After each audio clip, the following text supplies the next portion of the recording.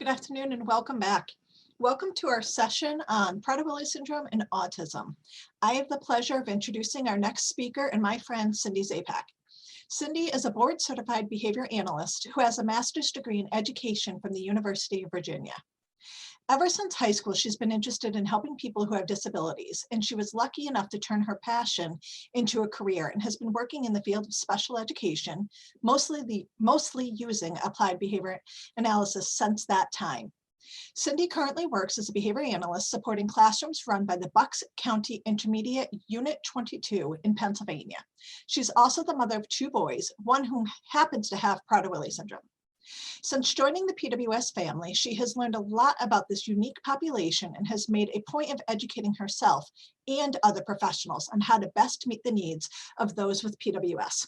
Welcome, Cindy, and thank you for being here with us today. Thank you, Stacy, and thank you for PWSA for hosting this conference and having us all here. So I am going to share my screen and get started. Thank you all for joining us and being here on this lovely Saturday afternoon. So as Stacy said, I am going to talk to you about Prader-Willi syndrome and autism. Doesn't want to advance.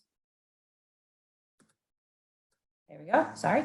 Okay, so what are we going to talk about today? So I have a couple goals here. First, I'm going to separate out the symptoms of Prader-Willi syndrome and those from autism. And then we're going to look at how do they overlap? Because if anyone's had experience in Prader-Willi syndrome and any experience in autism, there are a lot of symptoms that do overlap. And that can make diagnosing autism spectrum disorder in someone who has Prader-Willi syndrome kind of difficult.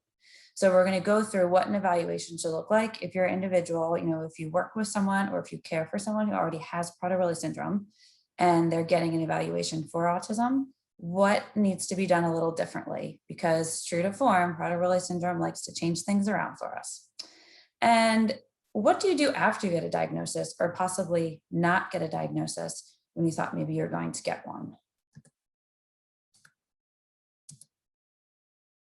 So we're at a Prader-Willi convention, right? We're learning all about Prader-Willi syndrome. Why am I talking about autism? So if you're here at this talk, I'm sure you may be aware that the research that's out there does suggest that the rate of autism is higher within the population of Prader-Willi syndrome.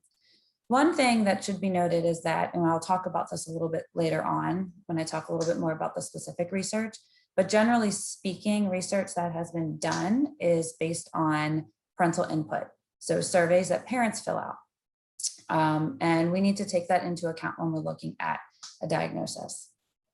And as I said, Prader-Willi syndrome and autism share some common characteristics, but there are a few defining features that separate the two when looking at, is this from Prader-Willi syndrome or is this from autism? And then when evaluating a person who has Prader-Willi syndrome, what do we need to take into account to make sure that we really have a good evaluation and we're really getting a handle on if autism is the correct one? We do know that from some of that research that I talked about, that is based on parent report, that about 25 to 41% of individuals who have Prader-Willi syndrome also have an autism diagnosis. But then I'm going to talk a little bit about how that number drops a lot when a comprehensive evaluation is actually done. So here is Prader-Willi syndrome. So what do we know about Prader-Willi syndrome? We know that it is a genetic disorder. It's a medical disorder. It's a medical diagnosis. For a good majority, 98, 99% of the diagnoses of Prader-Willi syndrome, can be diagnosed through a blood test the 15th chromosome and find out, yes, it's Prader-Willi syndrome. So it is medical.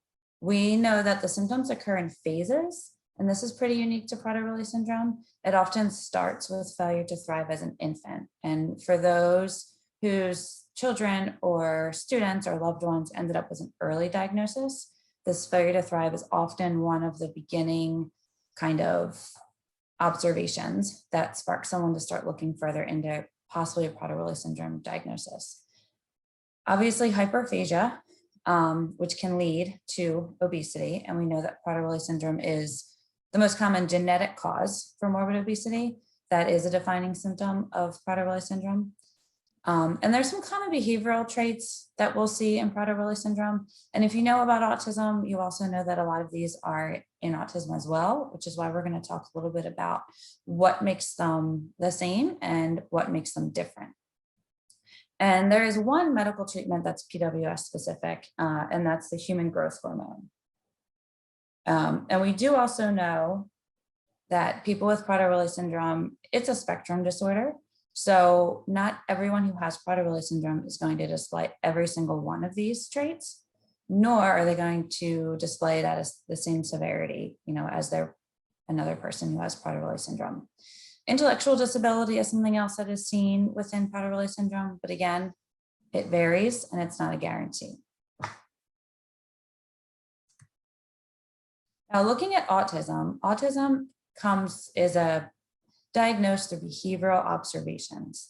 So there's no blood test that you can do. It is not a quick and dirty couple minute, yep, this is autism, this isn't autism. Even for a child who doesn't have Prader-Willi syndrome, diagnosing autism can be pretty tricky because it can mirror and have similar needs as other disabilities that are out there, other diagnoses.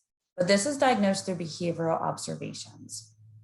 And the heart of what autism is, and this is going to help everyone understand today, is it is related to social communication and functioning.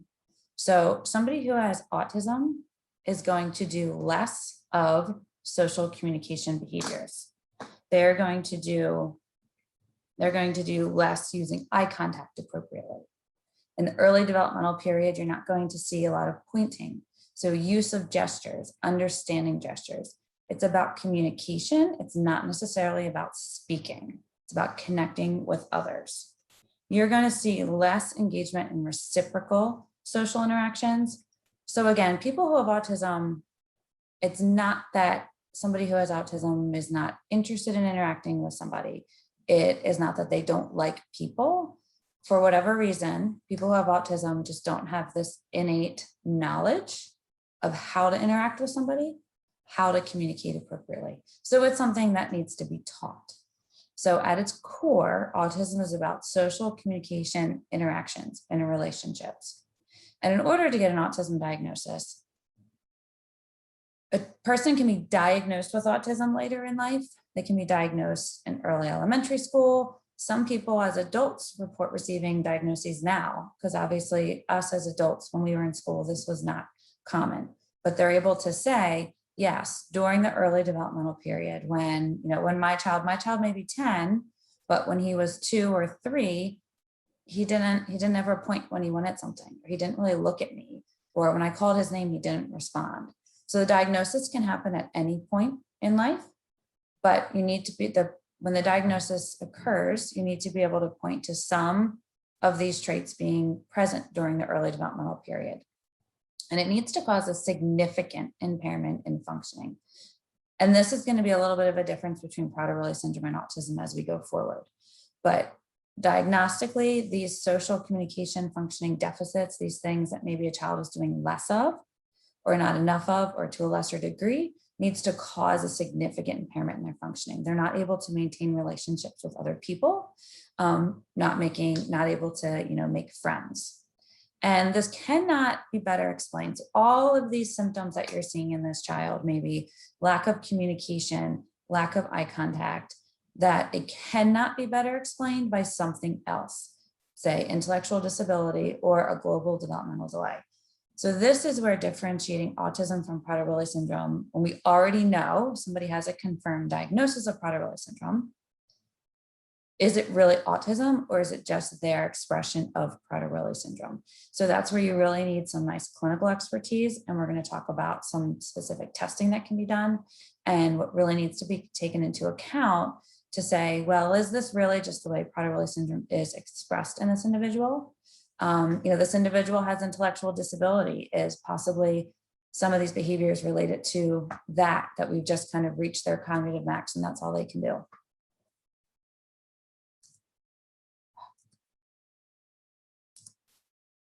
So what I put on the screen here for you is from the DSM-5. So this is what is used to diagnose autism. So like I said, in Prader Willi syndrome, we can do a blood test.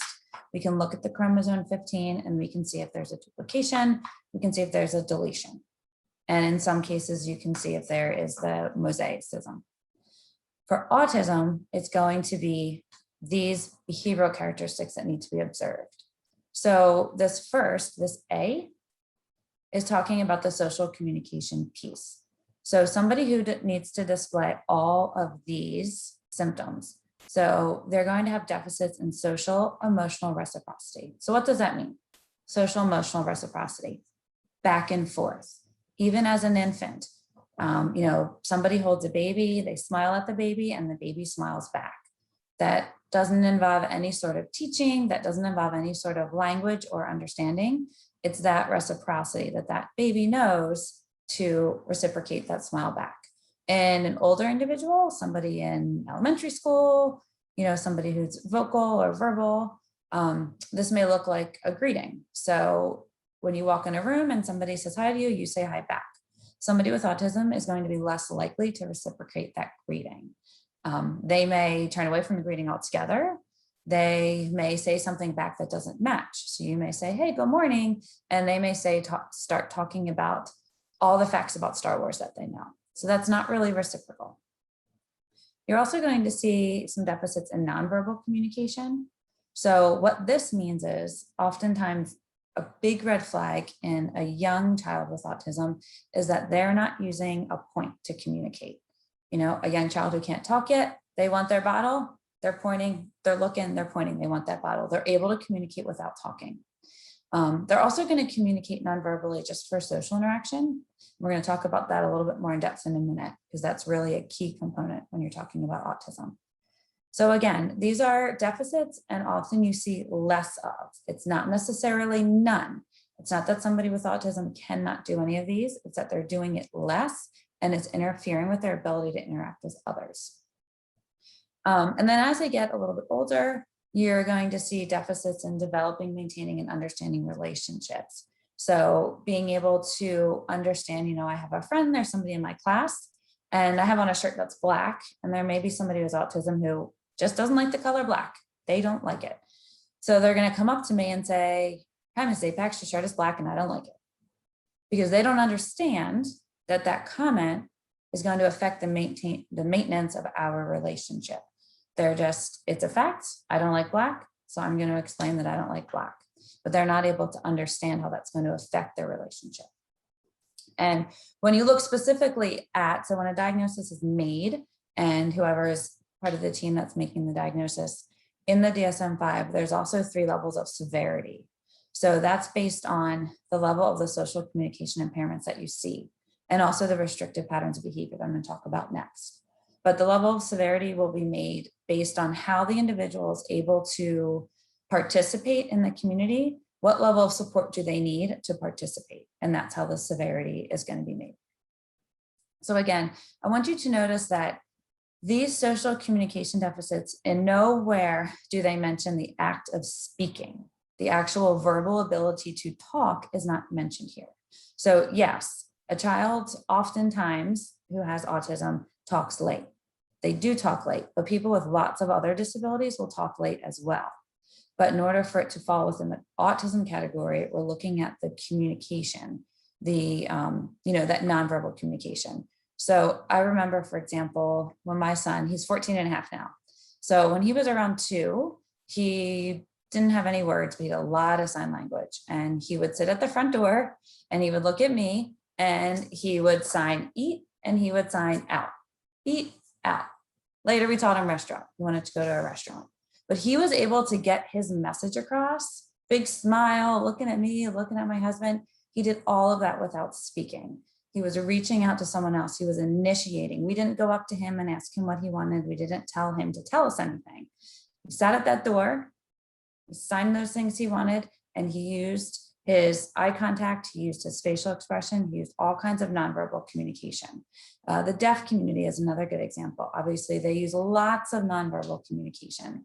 They don't necessarily have autism, but they're communicating. So while somebody with autism typically will engage in the act of speaking later. It's this social communication piece that is the heart of what separates autism from other delays or disabilities. And the other area that a lot of people think of when they think about autism are these restricted and repetitive patterns of behavior. So if anyone here has experience with people with Prader Willi syndrome, you are going to read this and say, why, yes, I see lots of that in my individual. We see insistence on sameness, inflexibility when the routines come. They want to know what's going to happen, when it's going to happen, and that it better happen, because if it doesn't, there's going to be a problem. So for people with autism, in order to get the autism diagnosis, you need to have the deficits that are in A, all of them, and at least 2 of these B. Now, here's the caveat. Oftentimes, these restricted interests, these stereotypic movements that people think about, hand flapping, or if you've seen the movie Rain Man, he had to watch Wapner, he had to get his underwear at Walmart, he had lots of things he needed to get done. That's often what people equate autism with. And while, yes, that's part of the diagnostic criteria, those behaviors go across other diagnoses. You'll see some of the stereotypic movements in people with Down syndrome or intellectual disability. You see a lot of the restricted interest or the inflexibility across anxiety disorders, obsessive compulsive disorder. So again, these behaviors alone, they may spark, I think maybe something else is going on besides Prader Willi syndrome, but it's not enough to diagnose. You have to have those social communication pieces as well.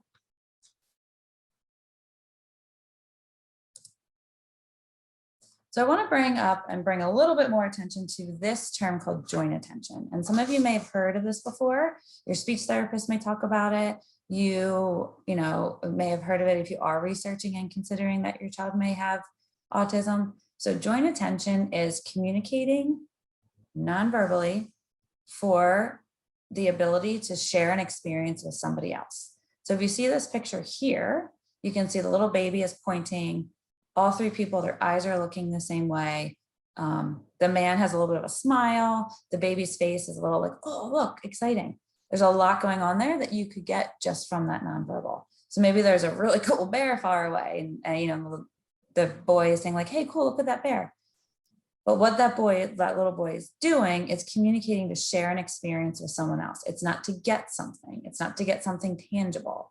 Oftentimes when people with autism communicate, it is to get an ends to a means. It is to get that food they want. It's to get that toy they want. It's to get that noise to stop.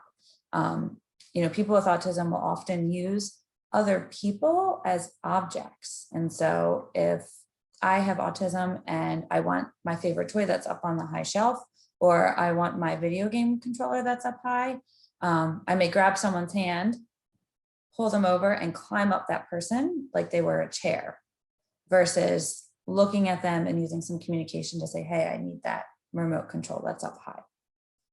So joint attention goes a step further, and it's saying, hey, look at that. Maybe we got a new controller, and it's not that I want the controller to play the game. It's that I want to show you that this is a new controller and it has Minecraft on it, which is my favorite thing. So it's, hey, look, that has Minecraft. Cool, I like Minecraft too. And we move along. We shared an experience. So this is something that is a really big red flag in young children. I mean, across the lifespan, but definitely early on, which can lead to consideration of possible autism diagnosis, is this lack of or less engagement in joint attention. And I want to make sure that, I know I'm spending a lot of time right now talking about deficits or things that people are not doing, because unfortunately that's how the diagnosis is made. It's not engaging in these behaviors. But with proper intervention and catching it early enough, progress can be made in all fronts on all these behaviors. The ability to engage in joint attention. Individuals with autism can acquire that skill. They can learn how to communicate. They can learn how to understand nonverbal communication. That's part of it too. It's not just using nonverbal communication, but understanding it. If you want somebody to sit down and you point at a chair, they're going to understand that's where I need to sit. Oftentimes somebody who has autism, that doesn't come naturally to them. They don't know that that's what that point means. Often what you'll see is you'll point to the chair and then they'll point to the chair. You pointed, I pointed. I don't really know what's going on here. but that can all be taught. And also, I just gave an example of somebody imitating, but there often is less engagement in imitation of motor imitation, verbal imitation, and use of toy items, using toy items the way they're supposed to be used. So picking up a car and rolling it back and forth versus picking up the car and looking at the wheels as we're spinning it. So those are some other big red flags for autism, not inherently knowing how to use items.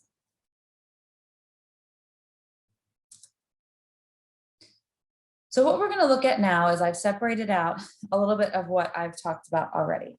So what we see now are the symptoms for Prader Willi syndrome that really are unique to Prader Willi syndrome. When you look at an individual who has a diagnosis of Prader Willi syndrome and not autism, you're going to see these things. So we're going to see the hyperphagia, that extreme drive to eat, that interest in food.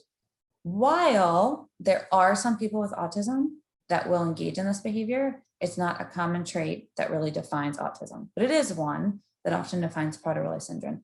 Again, both of these disorders are spectrum disorders, so not everyone with these diagnoses are going to show every symptom or the same severity, but these are what's common.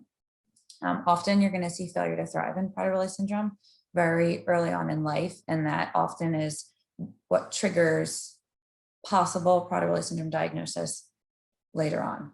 We know that Prader Willi syndrome is a predisposition for morbid obesity, and we know that there's a growth hormone deficiency. So again, you look at a lot of these first bullets, they're really medical. So there's a lot of medical things going on when we're looking at Prader Willi syndrome.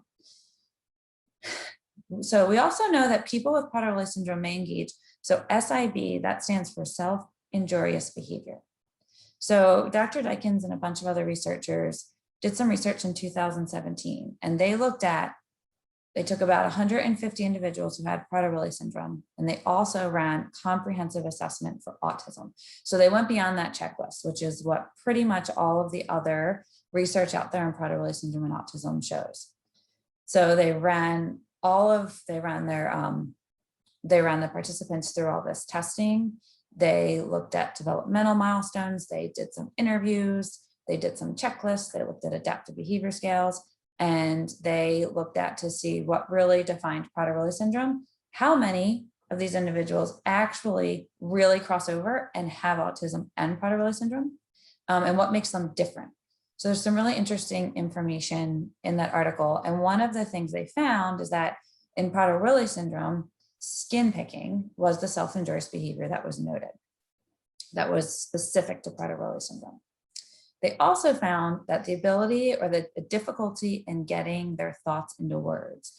So a lot of people will call this apraxia. I know what I want to say, can't get it out. It's like it's on, we all experience that. It's on the tip of my tongue. It's on the tip of my tongue. It's there.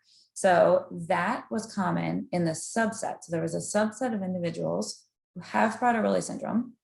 They were assessed. They were given this assessment. It's called the ADOS-2 and ADOS-2, the second version. And that really is the gold standard when you're looking at diagnosing autism. It looks at the core communication, social interaction deficits that separate autism from everything else.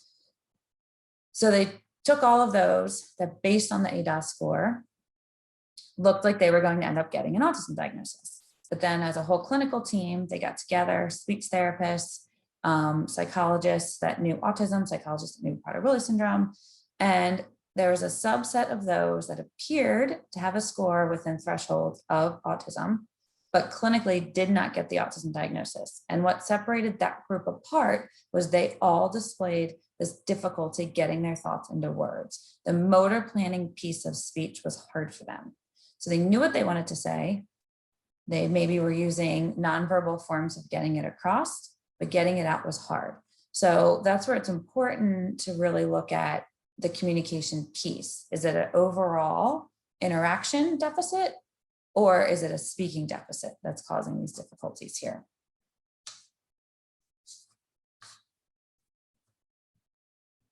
So now we're going to pull up when we look at autism. So I think I've kind of beat this horse good, but autism is a significant impairment in social communication skills. That research that I referenced showed that people with Prader Willi syndrome do have an impairment in social communication skills, but based on the scores, they were sub-threshold for an autism diagnosis. So those with autism have a much more significant impairment in social communication skills. Again, that joint attention piece that I mentioned a little bit earlier, that's going to be really key when looking at an autism diagnosis. Some, not all, some individuals who end up getting a diagnosis of autism will go through a period of regression. Often you're going to see this at some point before they turn 3. So this can look like a child who was acquiring milestones as they should. They're pointing, they're saying some words, they're babbling, and then somewhere between 2 and 3 years old, people start to notice that this chatty child is a little quiet now, or maybe there's less interaction. They used to like to play peekaboo with me, and now it seems like they don't even know how to do that anymore. So if at any point in time you see a loss of those skills, that can definitely be an indicator that it could, autism could be correct. So again, in that research, when they compared autism and Prader Willi syndrome, those with autism engaged in a wider variety of self-injurious behavior. So they might hit their head on the floor, they may hit their head with their hands, bite themselves, scratch themselves. There was a wider range of self-injury that you see when someone has autism. And you're going to see less use and understanding of nonverbal language. So like I talked about earlier, they are maybe not using pointing or facial expressions. I know a lot of people, with autism will be talking about something they really enjoy, but their facial expression just kind of stays flat. Like, I really love the horse show. And they really did. They just aren't showing it on their face. So you're going to see less of that with someone who has autism. And now we're going to pull up the middle part. So this is where the two overlap, and things that you're going to see are similar between Prader Willi syndrome and autism. So in this area, it's a lot of that insistence on sameness. People with Prader Willi syndrome, people with autism, oftentimes they like their routines. I know we always joke about that. We live in Groundhog Day. Wake up, eat breakfast, same thing for breakfast, move along the day, have our time snacks. We like things the same. With Prader Willi syndrome, a lot of it may revolve around food, but it also may not. So those with autism and Prader Willi syndrome both like things. They like to control things. They like to have them similar. You will see the restricted interest. So that looks like just talking about the same topic frequently, doing the same thing over and over again, having a really hard time, getting that person to talk about something else. Again, we talked about the reciprocal language and just some general, some social cognition. So it's harder for perspective taking. So understanding, well, I like to do puzzles all day. So therefore everybody likes to do puzzles all day. That's difficult across both diagnoses. You'll see tantrums and you'll see language delays in both diagnoses.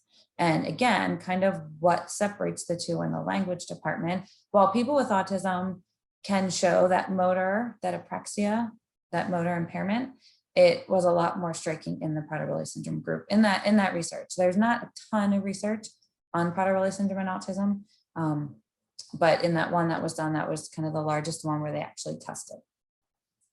So these are the areas where you're going to see the two overlap, and you can see that you can see how people get confused. And one other thing to point out when you look at autism, 1, 2, 3, 4, 5, the fifth one down, stereotypic behavior. So stereotypic behavior is repetitive motor behavior that on the surface doesn't appear to serve any function to the current activity. So typically people will think about you see people who walk on their toes, people who flap their hands. It doesn't add anything to what you're doing. You're not flapping your hands because you're cool. They're just flapping them because they want to get cool from the air. They're hot. And so that would have a little bit more of a function. So it seems that those with autism are more likely to engage in that straightforward stereotypic behavior. So if you see that in somebody who has Prader Willi syndrome, there's some evidence to suggest that that could be a reason for going further and looking for getting, an autism evaluation.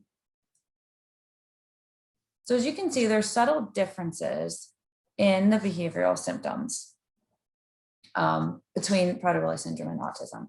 So there's a recommendation that the evaluation be comprehensive.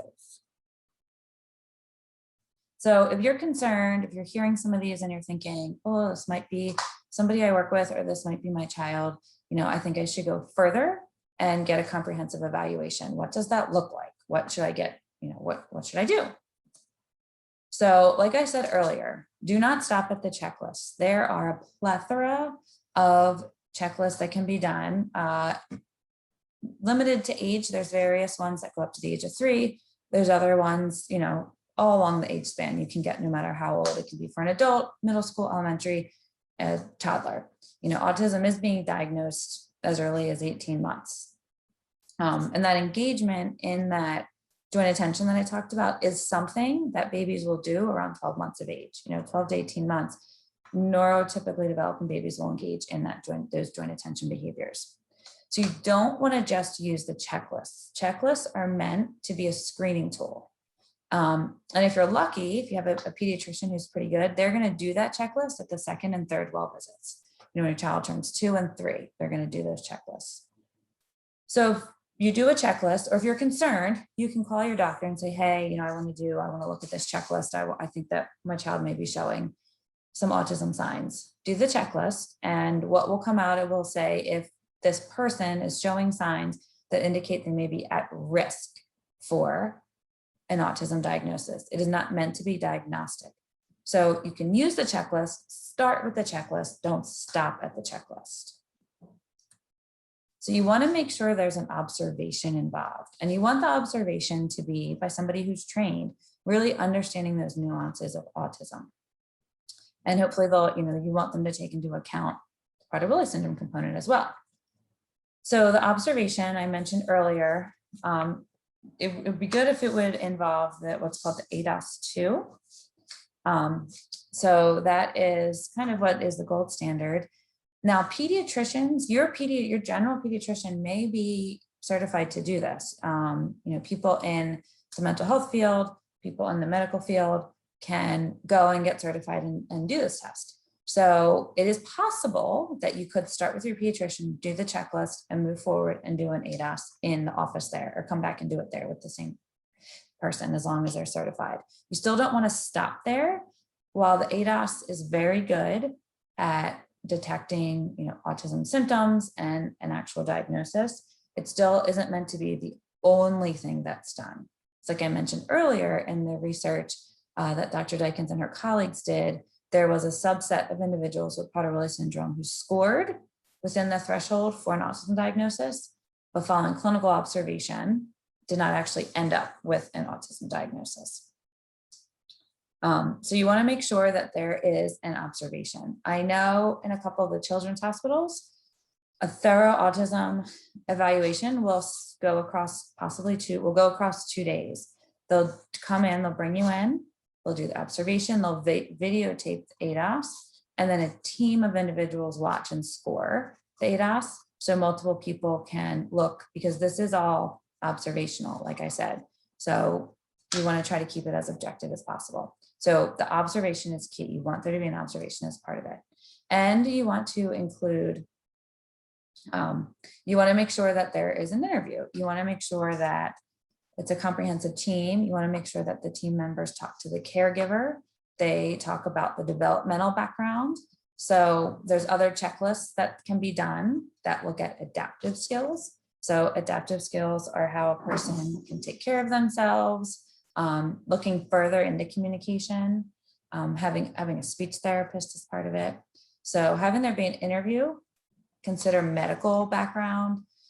Some people who have a lot of hospitalizations, they spend a lot of their childhood in the hospital. Because they're there, they don't get a lot of that natural interaction with other people or with other kids. That's somebody who doesn't.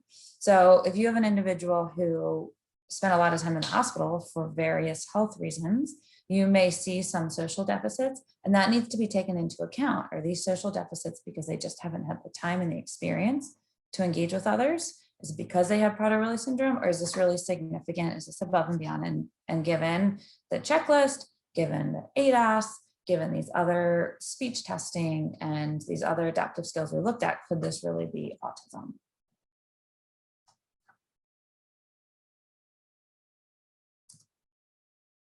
So who can diagnose autism? So technically speaking, your pediatrician or general doctor, if it's not a child, if you're thinking of somebody who's older, because like I said, autism can be diagnosed at any age. You're just going to look back and say, were these symptoms present during developmental period? So technically, you can go in and your doctor, your pediatrician can write on a script, autism. They can write the codes and you can hand that over to insurance. I know oftentimes people seek an autism diagnosis or they're interested in getting an autism diagnosis in order to access more services. I know that insurance is often place this arbitrary autism diagnosis in order for people to receive ABA services. Again, I say arbitrary because ABA is based on the science of human behavior and anybody can benefit from it. Autism is a lot more known than Prader Willi syndrome, and there's a lot more research on autism than there is on Prader Willi syndrome. So there's a lot of research to support the use of ABA when somebody has autism, and it's just not there for Prader Willi syndrome. So at the moment, you can, go if you feel like your child has autism, and you can get that diagnosis there if the doctor feels like that's appropriate. But that's really not what is recommended to decide if it really is autism. You really want to know if it's autism. Like I said, you need a team member.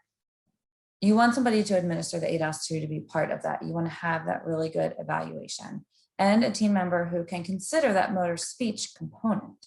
You really need to know how much of the deficits are related to that interaction and that social piece, and how many are related to that motor speech disorder. They know what they want to say. They're communicating. They can't actually say it. It's just not really coming out. It's really important because the way that you intervene, if it is a motor speech disorder, say an apraxia or something like that, that has some really specific interventions that need to happen. And that those interventions do not happen without that diagnosis. And I know, I'm not a speech therapist, but definitely to make progress in that area, you need some really specific intervention in that way. So you want to know, do I need to be addressing really hardcore this motor speech component? Do I really need to be addressing the social component? Do I need to be addressing both? It could be all of the above, but that's who you want to go look at to diagnose. So often children's hospitals will have a team. A lot of children's hospitals will have an autism clinic. I do know if any of you are looking for diagnoses and have called these places, I know, around me, you're looking at 12 to 18 month waiting list often. If you have somebody that you care for that you're thinking, oh, it's not an emergency, but I think maybe this could be something that would happen, they could have an autism diagnosis, but you're not saying, oh my gosh, it's an emergency, I need it right now. Just get on that waiting list. Just go ahead, get on that waiting list. See what happens when your name gets called. Maybe you'll be like, nope, we don't need it anymore. Or, oh yeah, we really need it right now. You also can ask to be put on the cancellation list. So I know when I worked in early intervention, a lot of my families they were placed on this waiting list that was 18 months, but they get called within 2 months because somebody canceled an appointment.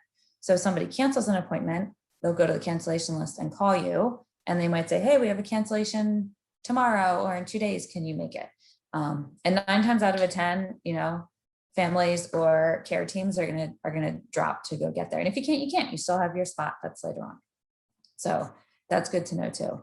So you want to look at having, a psychologist can do it, developmental pediatrician, neurodevelopmental pediatrician. There's a wide range of names of people, types of, doctors that can diagnose. But the key is that you want to have it multidisciplinary, and you want that observation involved.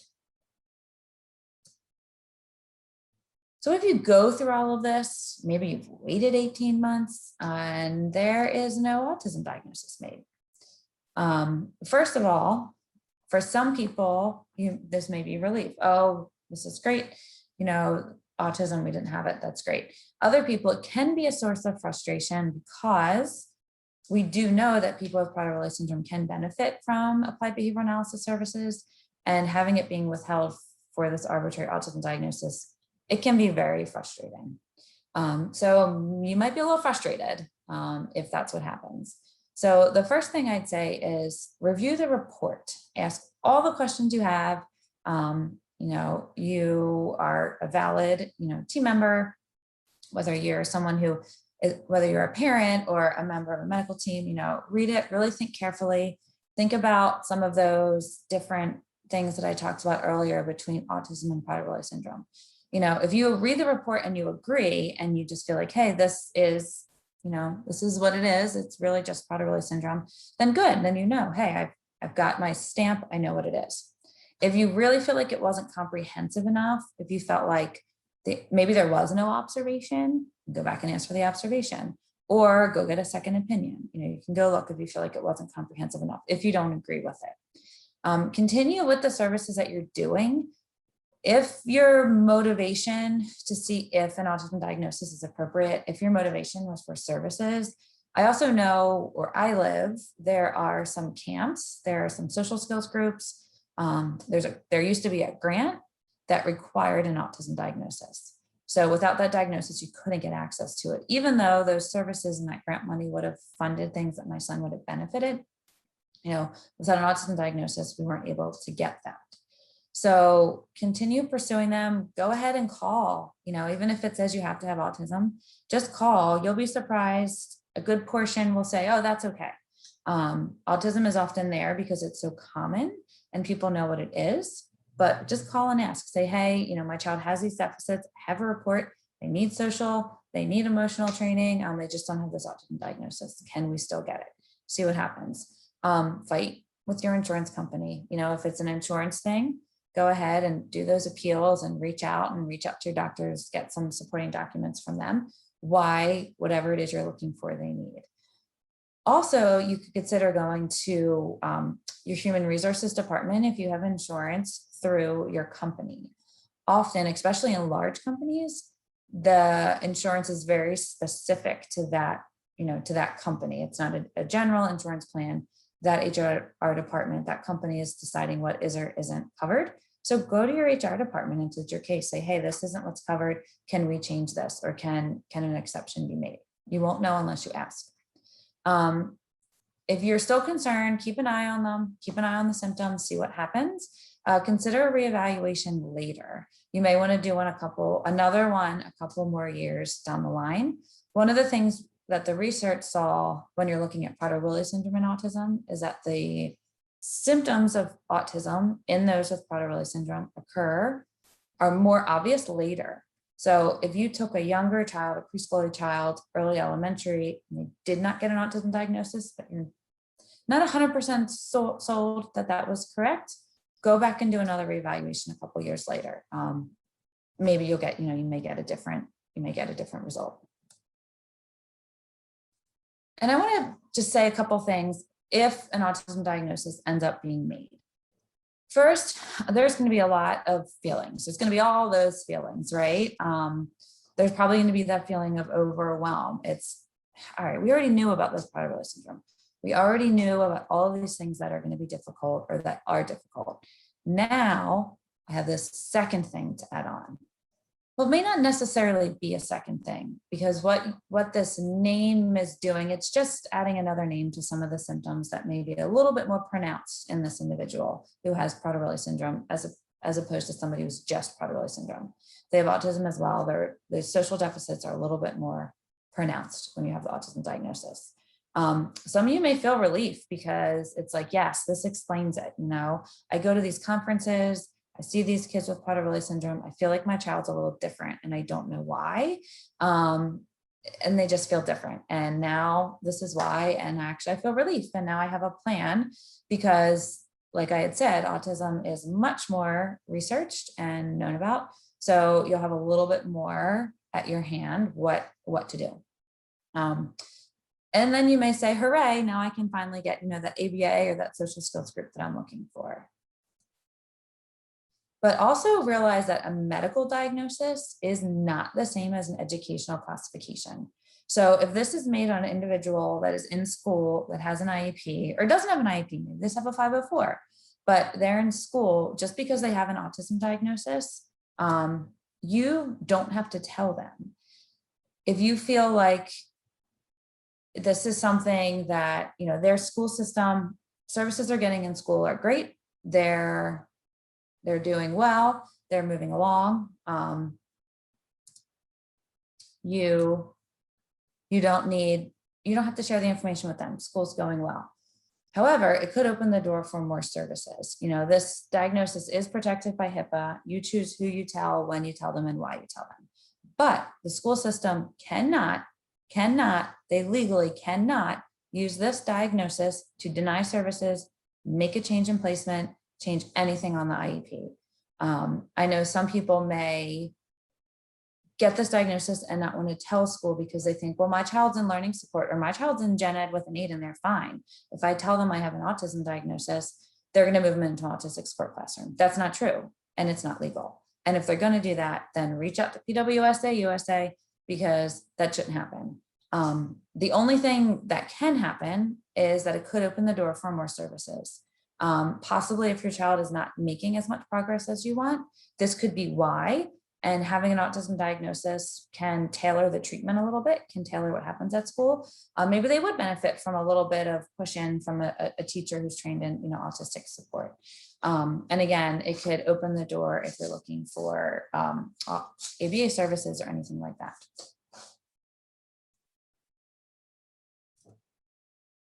So I was just going to share a couple of the resources that I use, and I wanted to thank Elizabeth Ruth because she let me bang some ideas off her during this.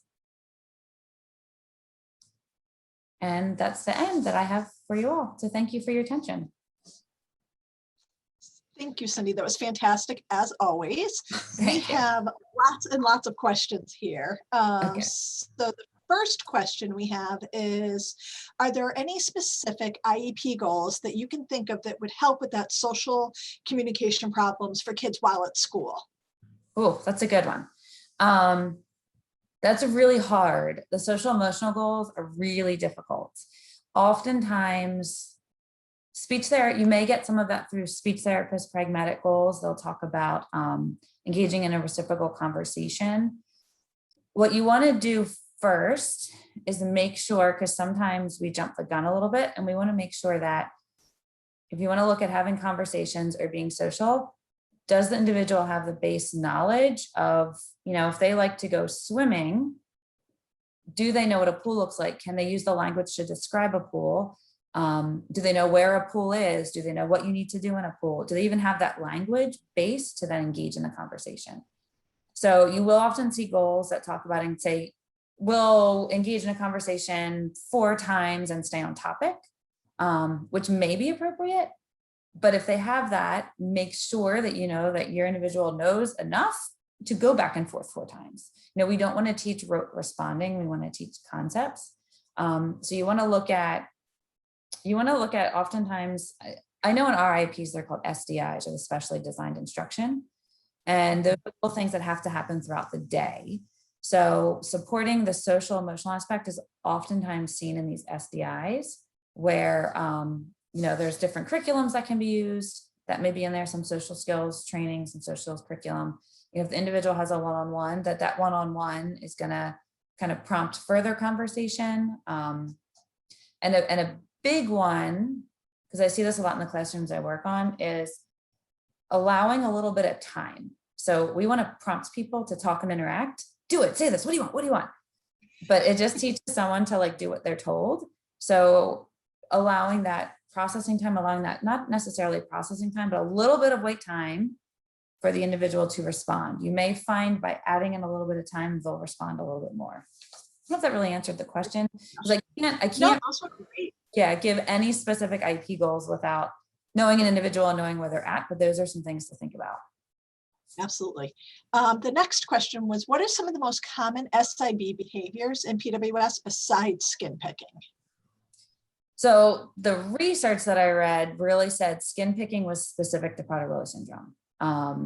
It didn't say anything else. I don't have a huge, I don't even know if you probably have more contact with individuals with Prader Willi syndrome than I do. If there's others that you've seen, the skin picking, like the nail biting, all of that. I know nose picking, but it still falls in there. So I don't know if you've seen things. I've seen kids who will pinch themselves. the nails, pulling the nails off, that sort of thing, which falls under the picking, and also pulling hair out.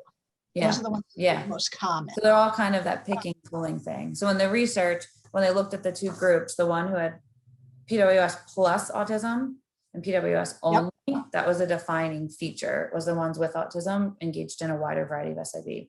And those with just Prader Willi syndrome, it was the various picking things.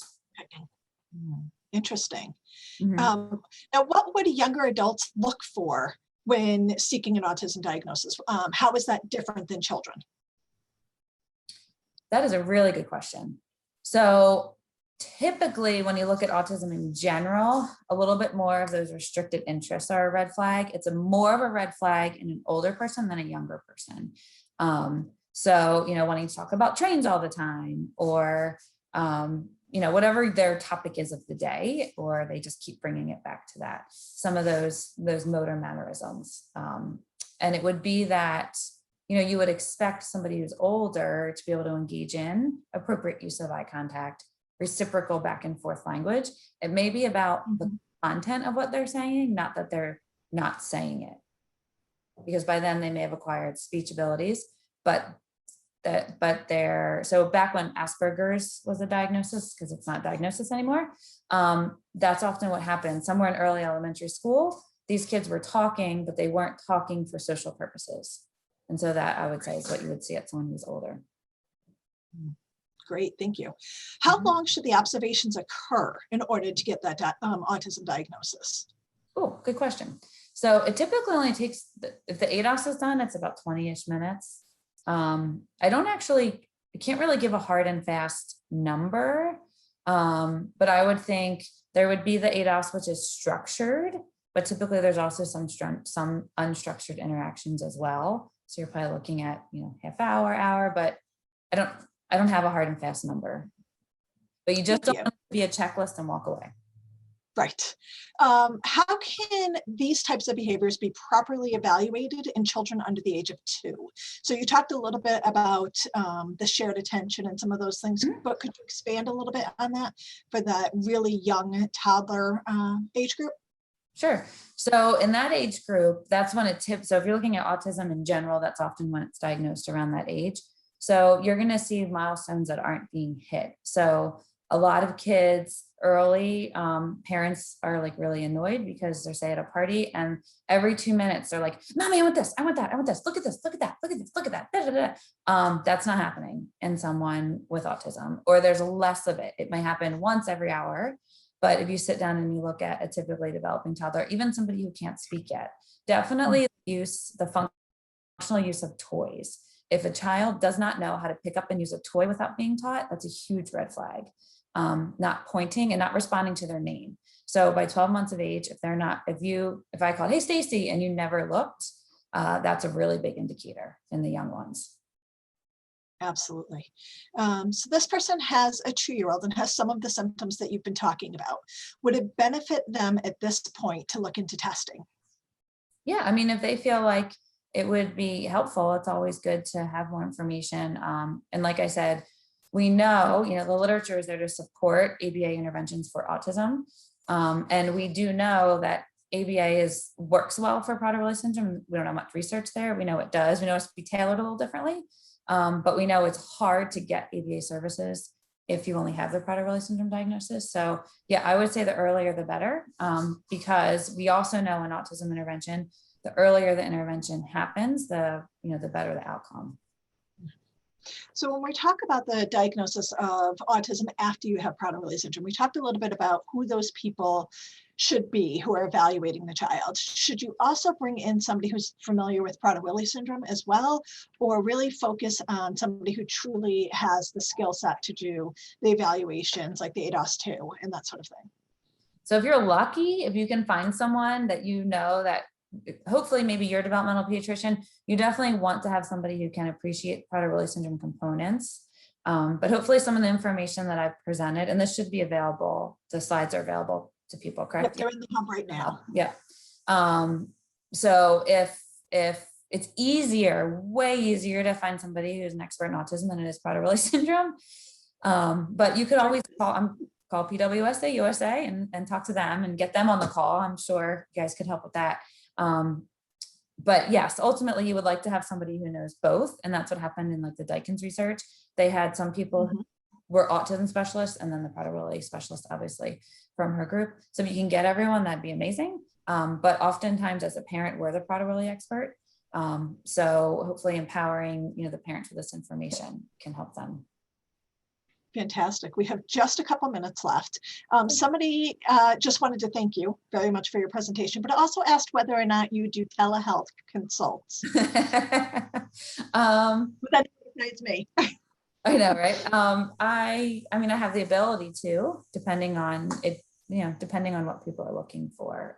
I can't run like an ABA in-home program or anything like that, telehealth, but yeah, it's. Do you talk with other behavior analysts or perhaps people who are not behavior analysts but are providing behavior supports in residential settings or at home? Do you do any trainings? Are you available to do that sort of thing? Yeah, I'm available. I've done it at the agency that I work for. We have one individual with Prader Willi syndrome that is not in a program that I support. And so they had me come in and do a training. And I've done, various webinars and things like that. I do not have any direct experience with the adult population. I mean, I can apply all the theories and thoughts, but I've never worked with that population. Well, thank you so much for everything that you've shared. Just love listening to you speak, and the information is really, really helpful. I encourage everyone to complete the surveys. And at this point, we're going to sign out of this session and sign into the next session. The last session of the day is a year in review with Dr. Jennifer Miller. So thank you so much, Cindy. Really appreciate it. Well, thank you all. Thank you for having me. It was fun.